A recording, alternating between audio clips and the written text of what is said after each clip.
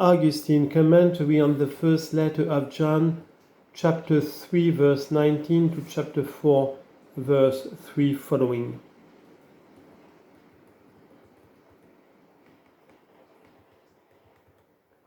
This it is then that he enforces here. In this we know that we are of the truth when indeed and in truth we love, not only in words and in tongue, and assure our heart before him. What does it mean before him? Where he sees.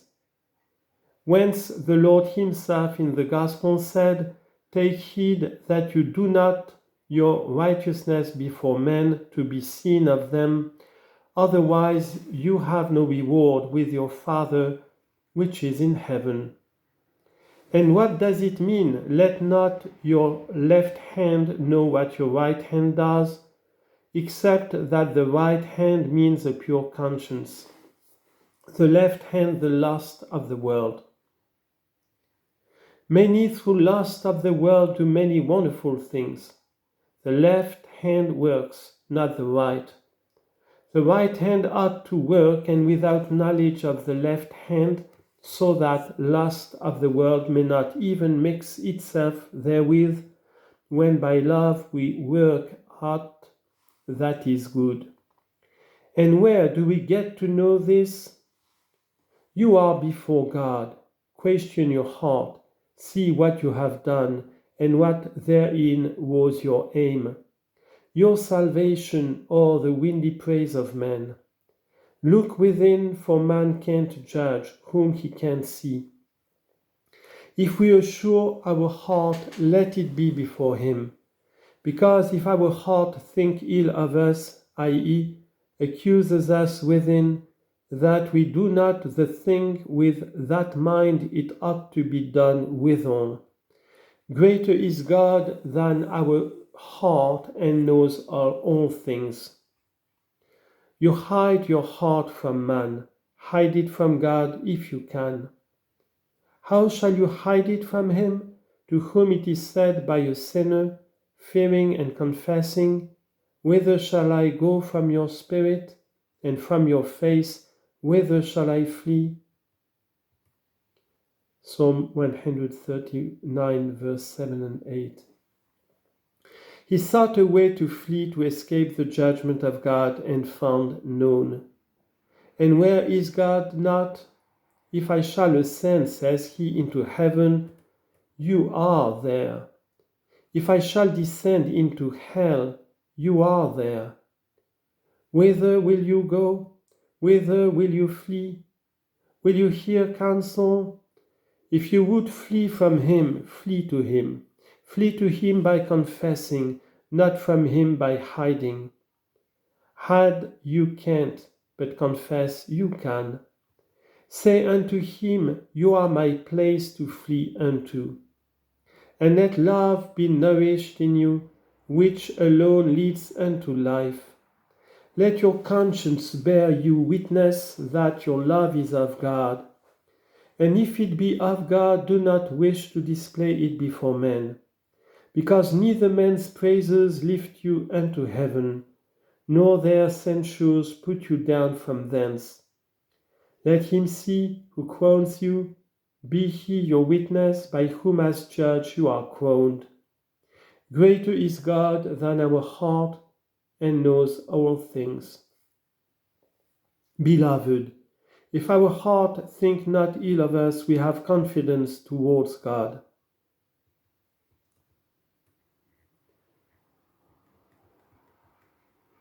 What does it mean if our heart think not ill?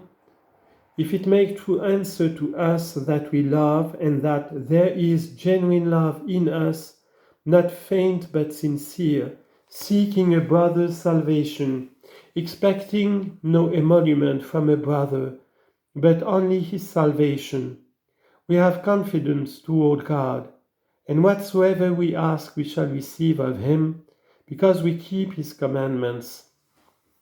Therefore, not in the sight of men, but where God himself sees, in the heart. We have confidence then towards God, and whatsoever we ask we shall receive of him. howbeit because we keep his commandments. What are his commandments? Must we be always repeating, "A new commandment give I unto you, that you love one another"? It is charity itself that he speaks of. It is this that he enforces.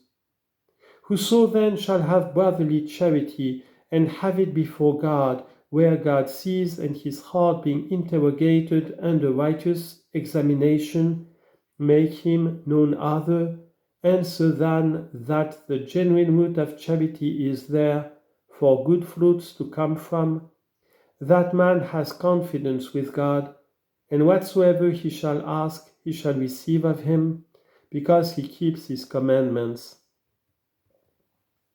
Here a question meets us, for it is not this or that man or you or I that come in question.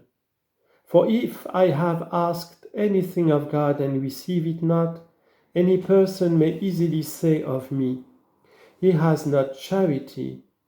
And of any man soever of this present time this may easily be said, and let any think that he will, a man of man, not we but those come more in question, those men of whom it is on all hands known that they were saints when they wrote, and that they are now with God. Where is the man that has charity, if Paul had it not, who said, "Our mouth is open unto you, O you Corinthians, our heart is enlarged, you are not straitened in us." 2 Corinthians chapter 6, verse 11 and 12. Who said, "I will myself be spent for your souls." And so great grace was in him, that it was manifested that he had charity. And yet we find that he asked and did not receive. What do we say, brethren? It is a question. Look attentively to God. It is a great question, this also.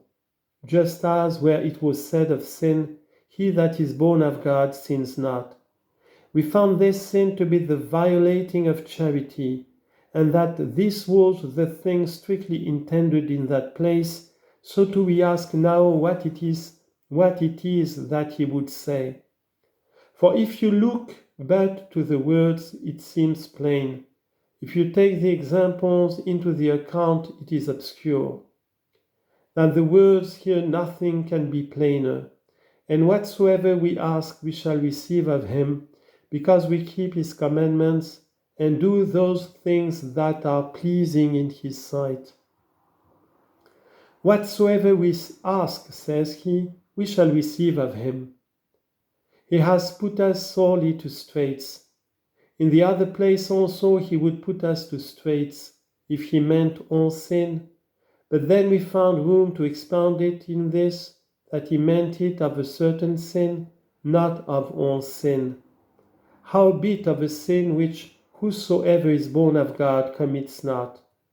And we found that this same sin is none other than the violation of charity.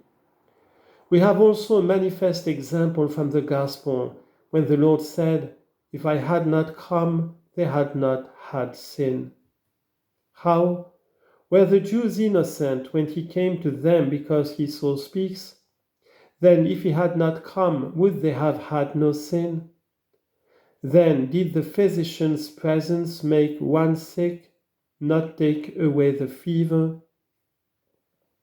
What madman even would say this? He came not but to cure and heal the sick. Therefore, when he said, "If I had not come, they had not had sin," what would he have to be understood but a certain sin in particular? For there was a sin which the Jews would not have had. What sin? That they believed not on him, that when he had come they despised him. As then he there said sin, then it does not follow that we are to understand all sin, but a certain sin. So here also not all sin, lest it be contrary to that place where he said, "If we say that we have no sin, we deceive ourselves and the truth is not in us. But a certain sin in particular, that is the violation of charity. But in this place he has bound us more tightly, if we shall ask, he had said, if our heart accuse us not, and tell us in answer, in the sight of God, that true love is in us.